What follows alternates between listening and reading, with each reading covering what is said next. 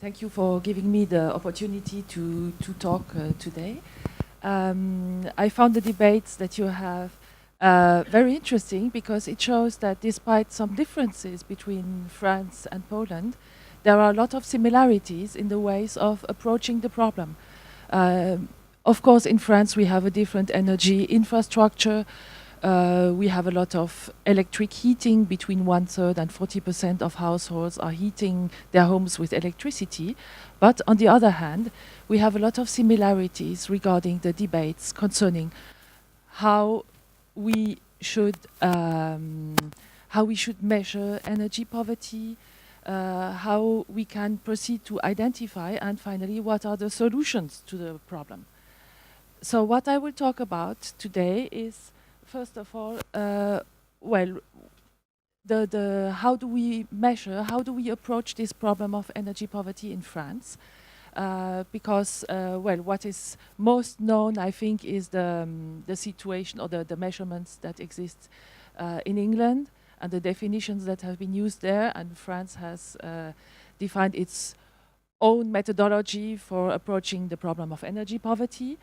I will talk also about the policy mix and just focus on a few examples of measures, but there are many other measures, and so all the things that you discussed for Poland are also debated in France and partly implemented. And so we have now 7 or 8 years of experience concerning especially identifying households in energy poverty. And finally, I will talk about the identification tools, but relatively quickly. So even if we started looking at the problem many years ago, since the middle of the past decade, so 2004, 2005, we still have difficulties to assess energy poverty and even to know what is the magnitude of the problem. So my first part in this presentation will be on, what do we know on energy poverty, and especially how we measure energy poverty, and the question whether we can define profiles of households, and what are the public policies, and I will focus here on national policies, but there are a lot of local measures that exist as well. And finally, on the question of finding the energy poor. So what do we know? Well, this has already been discussed. We have different factors that contribute to energy poverty: low incomes, energy prices, energy efficiency. Of course, if we look at this more precisely, we see that things are more complex. For example, if we talk about resources, we need to look also at other characteristics of households, like, all the things which determine the vulnerability to energy poverty. For example, if you have elderly people who stay at home the whole day, it has an influence as well on energy poverty. If you look at prices, you should look also at the energy supply conditions, and so typically access to energy, the possibility to choose among different alternatives, the possibility and the capacity households have to select among different suppliers or among different types of supply and supply contracts, supply conditions. Finally, if we look at energy efficiency, of course this refers to the characteristics of the home, but also to the heating equipments, to the possibility to switch, to replace one heating equipment by another. And so we see here that there are important inequalities between types of households regarding these possibilities. So for example, if you are a tenant, you don't have many possibilities to switch your heating equipment, for example. So in France, what do we have in terms of definitions and measurement? First, France has opted for a vague definition because it was clear from the beginning that it's very difficult to have a precise definition like the one that was used in the UK with the 10% threshold for many years. So here in France, the definition of energy poverty is that a person is energy poor if it has particular difficulties to satisfy his energy needs in his home, due to incomes or to particular characteristics of the home. And so, well, you can include a lot of elements in this definition, and this is also reflected by the French method of measuring energy poverty. Unfortunately, we don't have so many data sources. So if we compare what exists in France with, for example, surveys which exists in the UK, we have, well, we can talk about data poverty in France. Because we have housing surveys, but they are realized only every 5 to 7 years. So the last one was in 2013, the previous one was in 2006. So we are not able to assess energy poverty on an annual basis. There has been another survey, but it was a single experience, so for the moment there are no plans to do it again. And this was a survey on the housing characteristics and with a focus on the energy properties of homes. And so this allowed to assess more precisely what are the characteristics of the thermal envelope, of the heating equipment, what are temperatures inside the home. So we have these two data sources.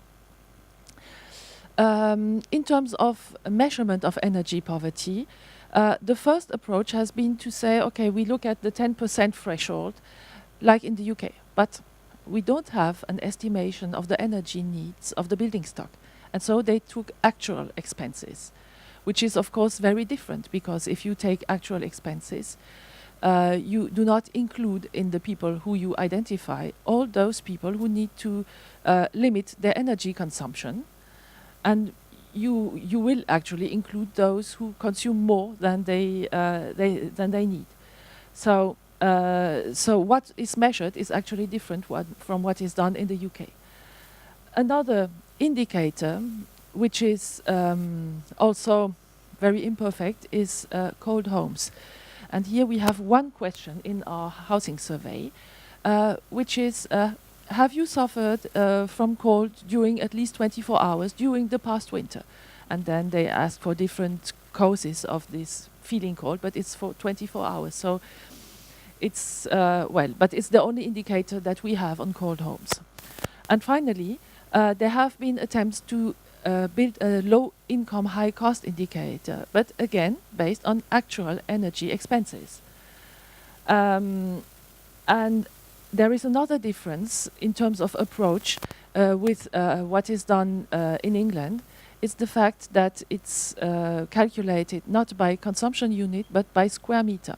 And this has implications on who will be included in the population that you identify as energy poor.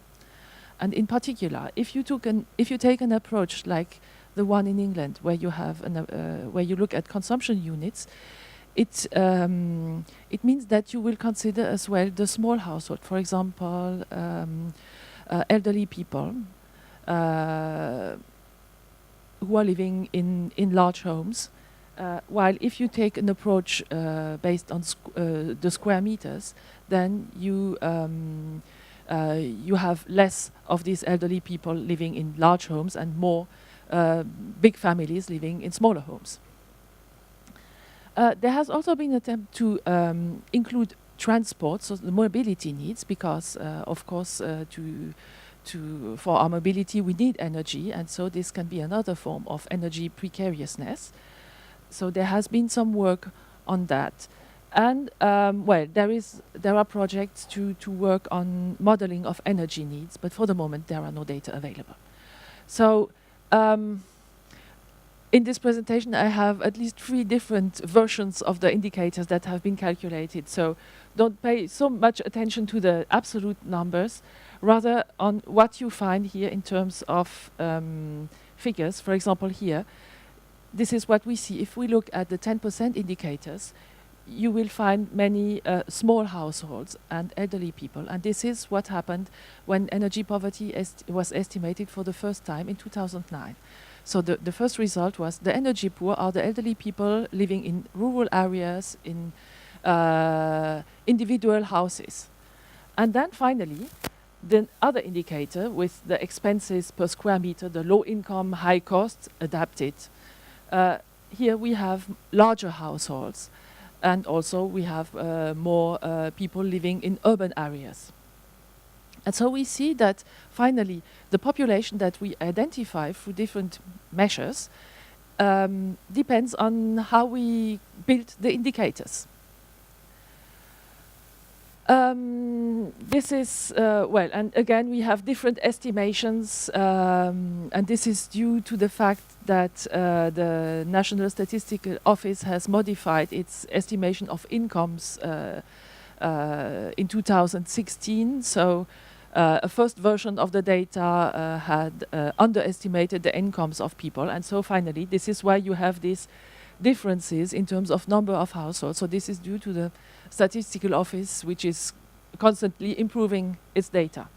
So what we see is that the Energy Poverty Observatory, which exists in France, which has been in place for 5 years, they say, well, there is an envelope, and the envelope includes all these people. And so here, if you take this approach to look at the envelope, we have 20% of the population which is energy poor.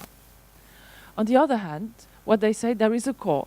So the core is people who feel cold at home with this imperfect indicator and who have in the same time another characteristic. And so this is here. And the core is 1 million households.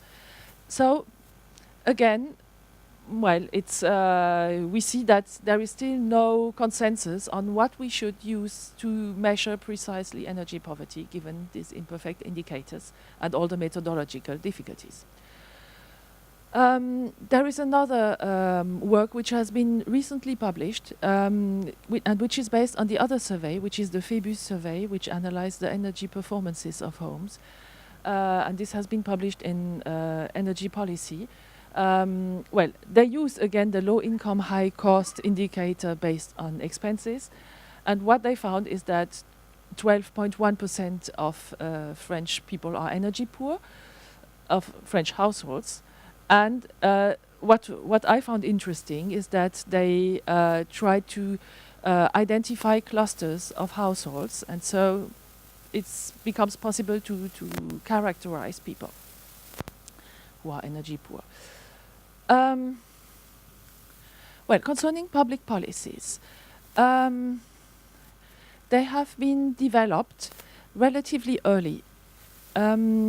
After the French energy law concerning the electricity law, which was about liberalization, France has created a social tariff for electricity. I will not talk about this social tariff because this has been replaced at the beginning of this year by a subsidy, which is a dedicated energy subsidy for low-income households.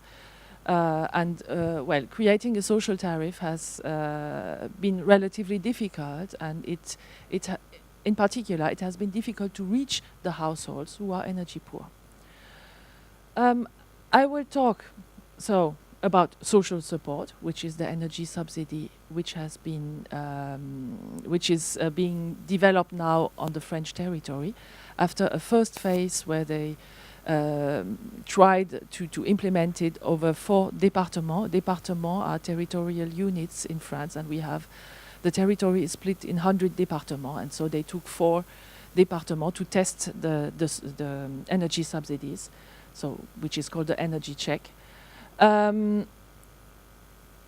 So I will not talk too much about protections against disconnection of electricity supplier and all the other things. Well, the social tariffs were part of it, but you must know that in France there are also a lot of protections which are specific to low-income households. So, for example, if they are disconnected or if there are technical interventions at their home, the tariffs for that are lower in the case of low-income people. Then I will talk about energy efficiency measures because, of course, they are the main method to reduce or to treat the causes of energy poverty. And so here we have a lot of different measures. I will mainly talk about the big thermal renovation program, which is called Habiter Mieux. This means living better, which has been implemented in 2011. So, of course, we see that there are practical difficulties when we implement these measures. Information and capacity of consumers to make better choices, uptake of assistance schemes, the fact that people are not complaining, so they will not say, hey, I'm energy poor, they will just keep silent. And in terms of energy efficiency, the problem is finding the energy poor and also motivating people to do the renovation measures. So energy check, very briefly, on average, it's a subsidy which is which amounts to 150 euros on average, and which will be sent to, and this is a check, so it's a paper which will be sent to the households, and 4 million beneficiaries will get this energy check. Well, there is an income threshold, so which is calculated per consumption unit, and well, in general, we consider that this is an improvement in comparison with what we had previously, which was the social tariff, because there will be more beneficiaries, and the system is understandable by households. And the main advantage is that previously the social tariff was for electricity and for gas, but only for people who had gas heating. And so there were some inequalities between people regarding this subsidy. And so now people will be able to use this subsidy for all kinds of energy supplies. And they will even be able to use it for paying some renovations. But of course, given the amount, they will not be able to do large renovations with it. The other big policy measure that I wanted to mention briefly is the Living Better program, which has been created in 2011. And this was a very ambitious program. So initially the objective was to do complete thermal renovations.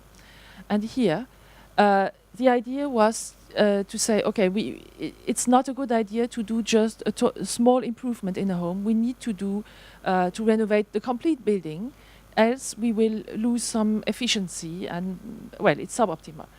But in reality, this has required setting up networks of actors to identify people, to build up qualifications in order to give advice to these people, and also to supervise the realization of the work, to verify the financing and to build up the financing system of this renovation, which is sometimes very complex. So, after 6 years of operation, we have 250,000 renovations. The program continues, and now the objective will be to realize 75,000 renovations per year, which is good, but well, we have 7.5 million residences which are called passoires énergétiques, which means very energy inefficient homes. So there is a gap between what we are able to do each year and what we need to do in order to take people out of energy poverty. Well, this slide just summarizes the evolutions of the program Habiter Mieux. Initially, it was restricted to the very low-income people, and finally, progressively, it was enlarged to more and more categories of the population. So not only the very low-income people, and not only homeowners, but also people who are landlords, people who are living in collective housing, etc. So there has been, and the innovation at the beginning of this year is that you can do not a comprehensive renovation, but only a small part, for example, changing your boiler or just doing the insulation of your roof. So this is financed through an obligation in the this thermal renovations I finance through white certificates. And so, well, maybe I will not enter into the details of this white certificate system, but it's an obligation of suppliers to contribute to the energy savings. And so this is how these energy saving obligations are realized in general, so not only for the energy poor. So we have some standardized operations. So there is a list of operations which have very standard characteristics, and so they have an equivalent in terms of energy savings, which the suppliers can then include in their the list of what they have done in terms of energy savings. Then we have what the social landlords and ANA, so this is the habitat agency which is which is in charge of the program Habiter Mieux. And then finally, we have small specific programs. And here I have just put certain examples of elements which are implemented in terms of energy poverty. And some are very small, but it's what is currently discussed in France. SLIM is a system of identification of energy poor households to orient them towards the best solutions for them in terms of energy efficiency. So it's a kind of aggregation of, they try to aggregate the knowledge on what we have in terms of assistance schemes and to orient people towards what is best for them. Tout d'abord, this has been implemented by a charity, Fondation Abbé Pierre, so this is a renovation programs of homes of very low-income people. Pacte Énergie Solidarité, this is a company which is proposing insulation of roofs for €1 for the low-income people, financed by the white certificate. So this is very standardized operation, so this has to be done very quickly, but it allows significant energy savings. This is a very small program which starts about monitoring the consumptions of low-income consumers. Well, this is about affordable mobility. And, well, there is also an initiative of training of postmen because, well, the postal sector is in a crisis because people don't send letters anymore. So we need to do something with all these postmen who don't have any letters to distribute anymore. And so they are trained to be able to advise people. And it's a good idea, I think, because they're in direct contact with the population, and so they know in which kind of homes they live, basically. And so the Habitat Agency has been using them in certain cases to give advice to people and to promote the program. Well, there are other instruments at a national level, at local levels. I also wanted to mention the fact that we have different stakeholders involved. So we have public agencies at the level of the state, associations which are dealing with energy efficiency and which are very important, in particular in the identification of households. The professionals, so the renovation professionals who have who had to get a certification in order to be compatible with the new energy efficiency rules, and then also professional networks dealing with these issues. So on finding the energy poor, well, it's extremely difficult. I'm talking too long. There are a lot of initiatives. Maybe we can discuss it if you are interested a bit later. So what we must know is that there is a process. And so between the characteristics of the energy poor and the people who actually will benefit of fuel poverty policies, there is a big difference because at each step we lose people and we make errors. And so there have been different solutions which have been implemented in the French case, especially regarding the identification of people. So to conclude, well, measuring energy poverty, we have seen it's a difficult task and it involves choices, and it's also to some extent political. Finding the energy poor is another task, and it requires the intervention of local actors and the involvement of people who are on the field in contact with the households. The design of these energy poverty measures is very important in order to be able to reach the people, and this is not easy to design. And so the big challenge for France now is to generalize these measures. So for the moment, we know that we have done things, but we are still not at a scale which allows to treat energy poverty at a larger scale. Thank you for your attention.